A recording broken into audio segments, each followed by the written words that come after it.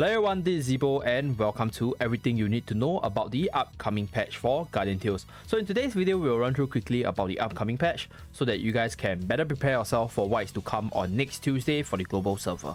So there are two things that has not dropped on the Kara server yet. Number one is the new Masters Arena map, the Car Park one. So that map will drop on the March 14th. So I will probably play Arena on those maps, so you guys can stay tuned to my stream for the map layout as well as how to play on those maps itself.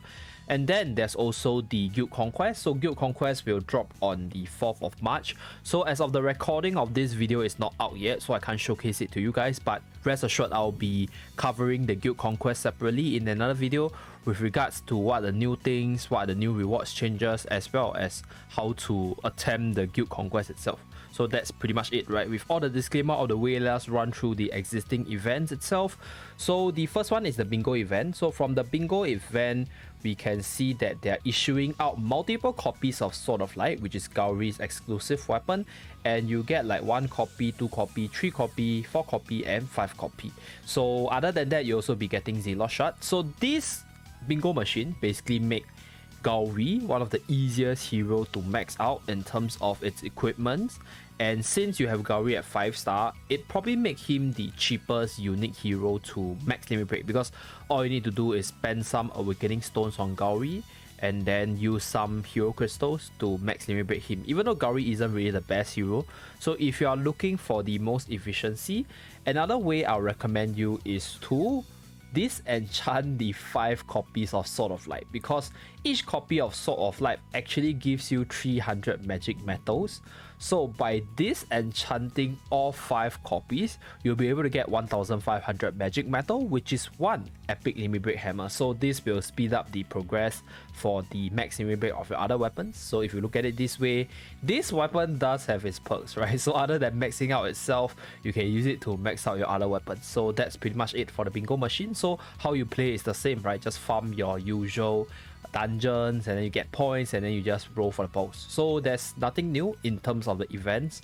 There's only the new stamina mission, which give you like all the shards for the heroes in the hero pool, and then we also have the event rifts from the season 1 or part 1 of the anime collab. So that's that, nothing has really changed for here. And yeah, that's pretty much it for the bingo machine. As for the hero art banner, I think most of you guys will be excited for this one. So we have the new character Priest Zelos, right? We also have like Lina still existing in the pool. So for those of you guys who still can't make up your mind, she will still be here for the next 2 more weeks during the next update, so you guys can pull for her by then if you guys want to pull for her. And then we also have Noxia, really OP arena unit, one of the top 10 heroes of all time on my top 10 hero list. And we have Kamel as well, OP unit, everybody knows him pretty much by now.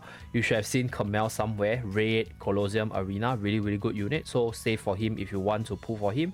And we have Beth as well, very good PvE unit. And we have Gabriel. So these units are all really good. So I'll make the who to pull video when the patch actually drops on Tuesday, so stay tuned for that as well. So that's it for the hero art banner. Okay, so on screen right now we have the stats changes to Yuze as well as Scintilla.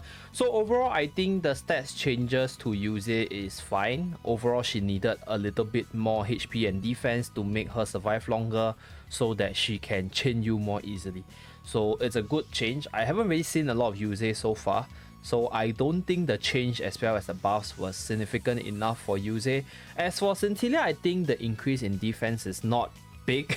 It's not as big as I expected. So I mean, she's definitely gonna be stronger because she also got a buff to her chain skill itself. So let me find Scintilla. Scintilla also got a buff other than the stats change to her chain skill ability from 250% to 270%. So this 20% increase might not be major, but it could be like very important in very tight matches. So there are certain times where like 10-20% do matter, and this one is, I'll say, the bigger buff to Scintilla. So other than that, I think Scintilla got quite a buff in the last patch as well, the ability to do more damage on her first kick. I think Scintilla will probably be the upcoming fire hero to watch out for, at least for the melee teams. And yeah, that's pretty much it for Centilla. And then they also improve for Eleanor. So Eleanor over here, they changed her special ability, which increased her damage reduction from 20% to 30%. So is this a major buff? Not really. But is Eleanor a better Colosseum hero? Yes, definitely, because 10% more means that she can survive a little bit longer, and you can put her in a tankier team setup, and then she can hold herself and heal up the whole team as she attacks. So that's for Eleanor itself. And then we also have like the other minor changes, right, to, I'll say, Yuze. Yuze got a change to the weapon, the exclusive weapon skill. I think, yeah, the exclusive weapon skills ability, but like I mentioned, I haven't really seen Yuze a lot. They did change out the activation time, the jump, as well as the time for the ticks to set in, so it's a little bit faster, but since I haven't really seen it myself, I'm not too sure how it fares. Probably a lot stronger. I think I met one Yuze and I think the ticks were a lot faster, a little bit harder to react to, so that's something for Yuze. And then another thing is Neralt. So Sohi's weapon, let me find Sohi. So Sohi's weapon isn't really on the paper. Yeah, Sohi over here. So Sohi's weapon is a change to the attack range, or rather the status numbers. So yeah, that's it. It makes it easier for you to train with Sohi, I guess, but nothing really major, to be honest, because Sohi had already had a really easy time to chain with her Dolphin if you're able to like close in on Sohi, on the opponent. So that's that. And then we also have Ifrit.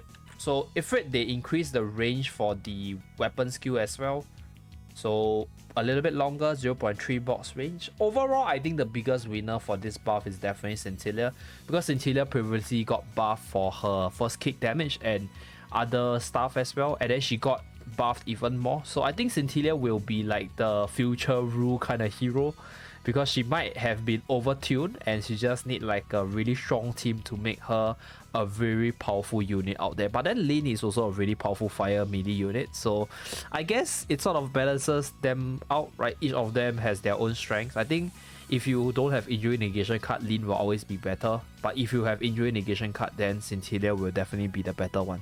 So yeah, that's pretty much it for the hero buffs. And for the next part, let us look at the Camazon shop itself. So for Camazon, there isn't really a lot of new stuff. The only new package is the stamina package, so not exactly a new package. Probably for those of you guys who can spend and get a ton of stamina, this is it for you guys, right? The Slayers, next collab packages, they are still there. And yeah, nothing too exciting for the shop part.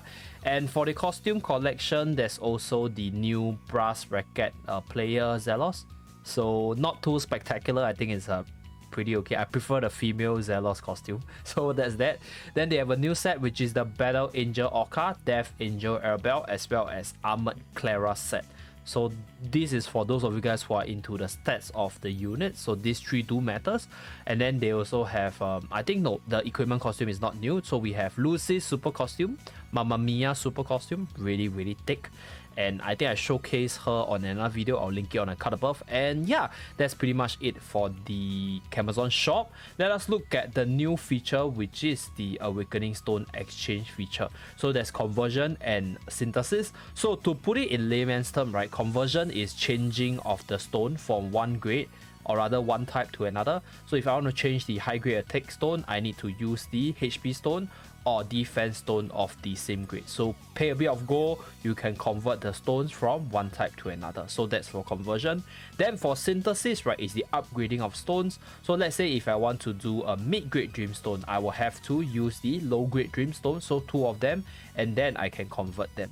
So that's pretty much it for the synthesis part, right? So let's say if I want to do low grade dreamstone, I have to use one of the high grade stones over here, so you can convert, but you need to use 5 of it, so it's quite a lot, right? It's 45, but let's say I'll just do it for demo purposes.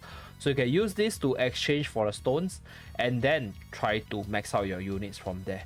So I think the purpose of these stones is for min-maxing for your stats, your collection, because I think the dreamstones, you do require quite a lot to get the stats for your units later on in the game. So this is for the mid-end game player, or for beginners who are just seeking out for stones to try to maximize the power of their units.